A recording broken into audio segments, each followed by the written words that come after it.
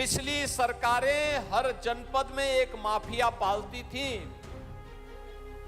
और हम हर जिले में एक मेडिकल कॉलेज दे रहे हैं। मुझे याद है सुल्तानपुर में 2017 के पहले पर्व और त्योहार के पहले उपद्रव शुरू हो जाते थे। 1.5 घंटे में लखनऊ, 1.5 घंटे में प्रयागराज, 2 घंटे में वाराणसी।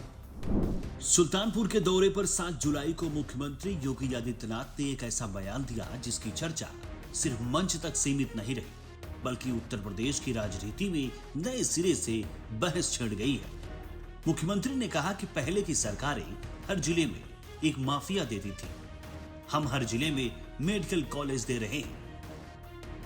यह बयान सिर्फ योगी सरकार के विकास कार्यों का बखान नहीं था, बल्कि समाजवादी पार्टी की सरकार पर सीधे तौर पर राजनीतिक हमला भी था।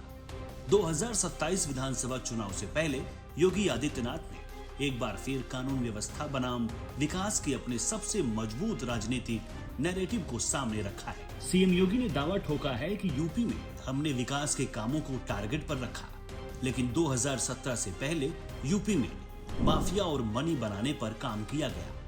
2017 में सत्ता संभालने के बाद से भाजपा सरकार उत्तर प्रदेश में अपराध और माफियाओं के खिलाफ कार्रवाई को अपनी सबसे बड़ी उपलब्धियां मानती है।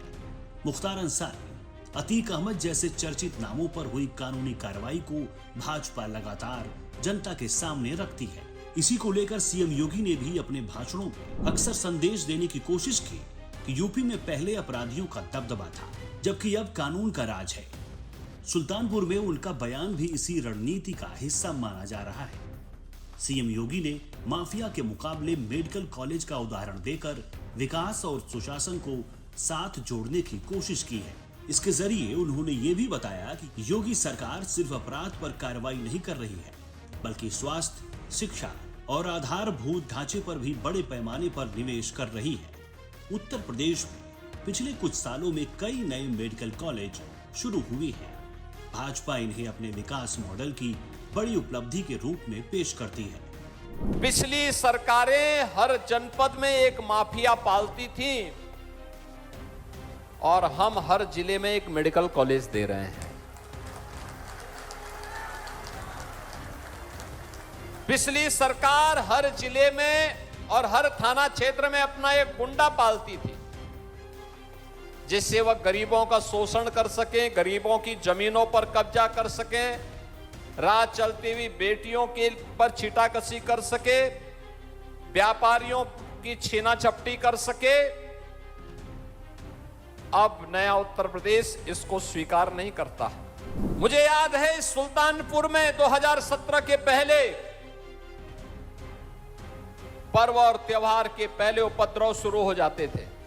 दुर्गा पूजा नहीं होने देते थे, रामनवमी के जुलूस नहीं निकलने देते थे, गुंडागिर्दी चरम पर थी, अराजकता चरम पर थी, अव्यवस्था चलती थी, गरीब को योजना का लाभ नहीं, अन्नदाता किसान बेहाल था, नौजवान प्लान कर रहा था, विकास के कार्य ठप पड़े हुए थे।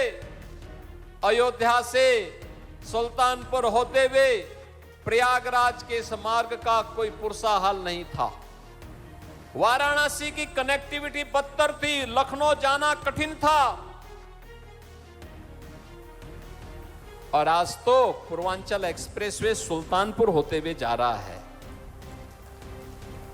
आज अयोध्या 4 लेन के साथ जुड़ा हुआ है। 45 मिनट में अयोध्या एयरपोर्ट पर, 1.5 घंटे में लखनऊ, 1.5 घंटे में प्रयागराज, 2 घंटे में वाराणसी। कितनी शानदार कनेक्टिविटी है। यानी 45 मिनट में इंटरनेशनल एयरपोर्ट पर आपकी पहुंच का मतलब दुनिया के बड़े बड़े विकसित देशों में कनेक्टिविटी एयरपोर्ट इतनी दूर होती है जितना सुल्तानपुर से अयोध्या इंटरनेशनल एयरपोर्ट की है, और आपने उसको मजबूती के साथ आज आपका जनपद जुड़ रहा है। वैसे सीएम योगी ने अपने बयान में किसी दल का नाम तो नहीं लिया, लेकिन राजनीतिक तौर पर यह निशाना समाजवादी पार्टी पर ही था। वैसे भाजपा लंबे समय से आरोप लगाती रही है कि पिछली सरकारों में अपराधियों और माफियाओं को राजनीतिक संरक्षण मिलता था।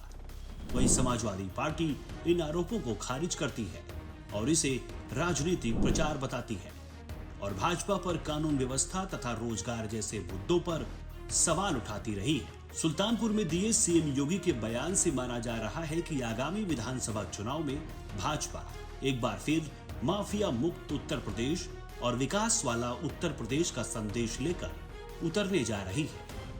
वहीं सुल्तानपुर से इस संदेश को देने की कोशिशों के पीछे माना जा रहा है कि सुल्तानपुर और उसके आसपास का पूर्वांचल क्षेत्र राजनीतिक रूप से बेहद महत्वपूर्ण है। इसे सीएम योगी भी बखूबी जानते हैं। हालांकि अब आने वाले महीनों में ये देखना दिलचस्प होगा कि 2027 के चुनाव में जनता भाजपा के इस नैरेटिव को कितना स्वीकार करती है।